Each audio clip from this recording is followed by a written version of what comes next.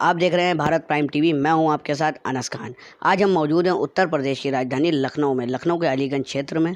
यहां पर हमारे साथ समाजवादी पार्टी के प्रदेश सचिव दीपक रंजन जी मौजूद हैं। आइए इनसे बात करते हैं 2022 चुनाव को लेकर, जो कि समाजवादी पार्टी किस तरीके से चुनाव लड़ेगी, क्या नीति रहेगी चुनाव लड़ने की। सर, आपका बहुत बहुत स्वागत है भारत प्राइम टीवी में। सर, जिस तरीके से 2022 का चुनाव नज़दीक है और बराबर जो समाजवादी पार्टी के राष्ट्रीय अध्यक्ष अखिलेश यादव मीटिंगें कर रहे हैं, क्या लगता है समाजवादी पार्टी इस बार उत्तर प्रदेश में सरकार बना पाएगी? देखिए, समाजवादी पार्टी संघर्षों की कोख से पैदा हुई पार्टी है। समाजवादी पार्टी हमेशा संघर्ष के रास्ते से आगे बढ़ी है और जैसा कि जब से भारतीय जनता पार्टी की सरकार आई है, आम जनमानस किस तरीके से पीड़ित और प्रताड़ित हो रहा है, ये किसी से छिपा नहीं है, चाहे वो देश की जनता हो चाहे प्रदेश की जनता हो। और इस लड़ाई में सिर्फ और सिर्फ समाजवादी पार्टी सड़कों पर लड़ाई लड़ते हुए दिख रही है। और मैं समझता हूं कि ये चुनाव जो आगामी आने वाला 2022 का चुनाव है, ये समाजवादी पार्टी तो लड़ ही रही है, समाजवादी पार्टी के साथ साथ जनता भी लड़ाई लड़ने का काम करने जा रही है। क्योंकि उत्तर प्रदेश की जनता इस भारतीय जनता पार्टी से इस तरीके से त्रस्त और ग्रसित हो चुकी है कि वो इस सरकार को उखाड़ फेंकना चाहती है। और समाजवादी पार्टी का पूरी तरीके से साथ देने के लिए जो है उत्तर प्रदेश की जनता जो है वो तैयार है। और जिस तरीके से आपने खामोशी देखी होगी, ये खामोशी जो है वो समाजवादी पार्टी के लिए वोट में जनता तब्दील करने का काम करेगी। और मैं समझता हूँ आगामी आने वाले 2022 के चुनाव में ना सिर्फ हम लोग उत्तर प्रदेश से भारतीय जनता पार्टी को हम लोग उत्तर प्रदेश से हम लोग भगाने का काम करेंगे, और आने वाले 2024 के चुनाव में भी हम लोग देश से भी भारतीय जनता पार्टी का हम लोग सुपड़ा साफ करने का काम करेंगे। सर, जैसा कि आए रोज़ मीटिंग हो रही है, समाजवादी पार्टी राष्ट्रीय अध्यक्ष अखिलेश यादव जी ये कंटिन्यू मीटिंग कर रहे हैं, प्रेस वार्ता कर रहे हैं, इससे क्या मतलब लगता है कि समाजवादी पार्टी क्या फुल बहुमत से उत्तर प्रदेश में आ पाएगी? पूर्ण बहुमत के साथ साथ मैं आपसे कहना चाहता हूं, आपके चैनल के माध्यम पे मैं कहना चाहता हूं कि पूर्ण बहुमत के साथ साथ प्रचंड बहुमत के साथ जो है समाजवादी पार्टी आगामी आने वाले 2022 में सरकार बनाने का काम करेगी। सर, जिस तरीके से कोविड-19 को चलते पूरे प्रदेश में जो है नाइट कर्फ्यू किया गया है, इस बारे में आप क्या कहना चाहेंगे?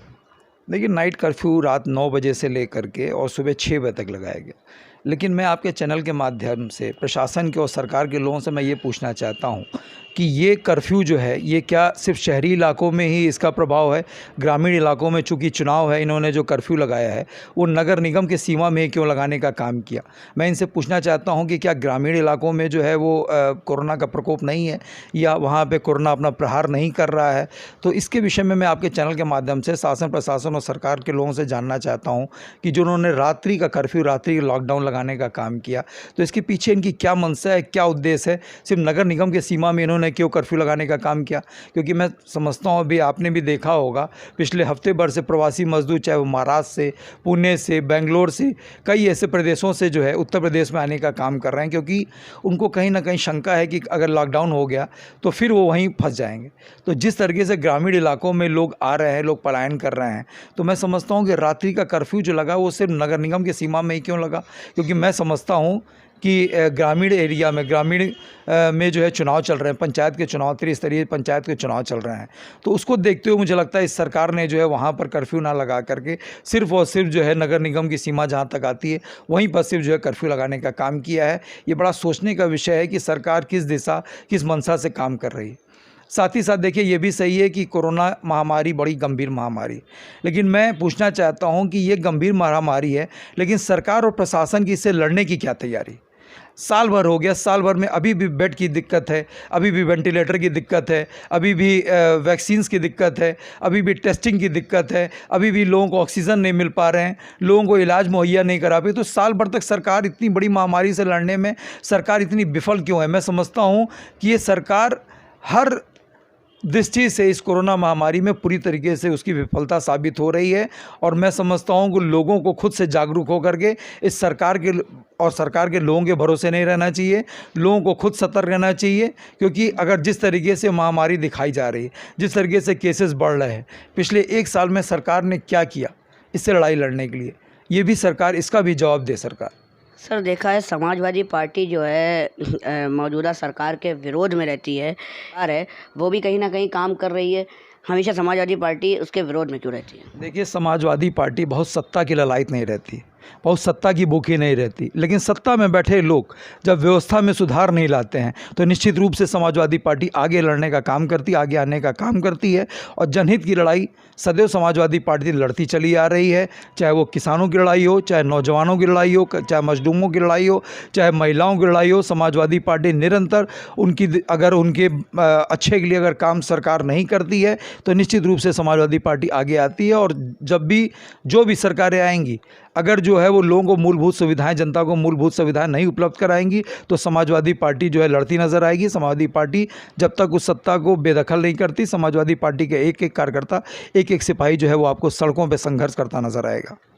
सर, आप देश की जनता को क्या संदेश देना चाहेंगे समाजवादी पार्टी के? देखिए, मैं आज की तारीख में तो सबसे आग्रह यही करना चाहता हूं कि एक बहुत बड़ी बीमारी जो है, जैसा कि आप सबको पता होगा कि एक बहुत बड़ी कोरोना महामारी जो है उसने हिंदुस्तान में पांव पसार लिया है। और सरकार जो है, चाहे वो केंद्र की सरकार हो, चाहे उत्तर प्रदेश की सरकार हो, उसमें पूरी तरीके से विफल रही है। चाहे बेड की व्यवस्था हो, चाहे वेंटिलेटर की व्यवस्था हो, चाहे वैक्सीनेशन की व्यवस्था हो, चाहे टेस्टिंग की व्यवस्था हो, सरकार ने पूरी तरीके से अपने हाथ खड़े कर लिए हैं।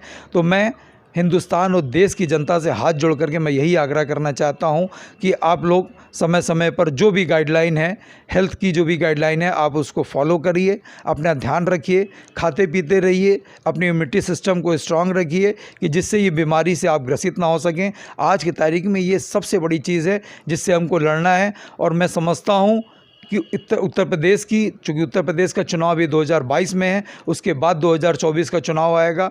मैं समझता हूँ अगर उत्तर प्रदेश की जनता एकजुट हो जाए और इस सरकार को अगर हम लोगों ने उत्तर प्रदेश को उखाड़ फेंकने का काम किया तो निश्चित रूप से हमको बहुत सी ऐसी चीज़ों से निजात मिलेगी।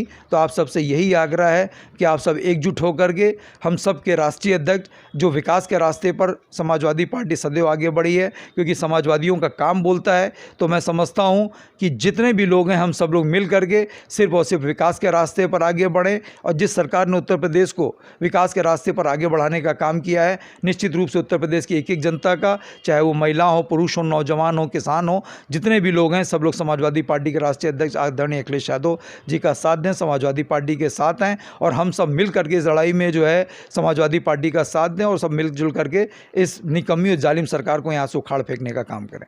बहुत बहुत शुक्रिया। जैसा कि आपने देखा, ये हमारे साथ समाजवादी पार्टी के प्रदेश सचिव दीपक रंजन जी थे, जिन्होंने बताया किस तरीके से 2022 का चुनाव समाजवादी पार्टी पूरे प्रदेश में लड़ेगी। वीडियो जर्नलिस्ट शहीन के साथ मैं अनस खान, लखनऊ।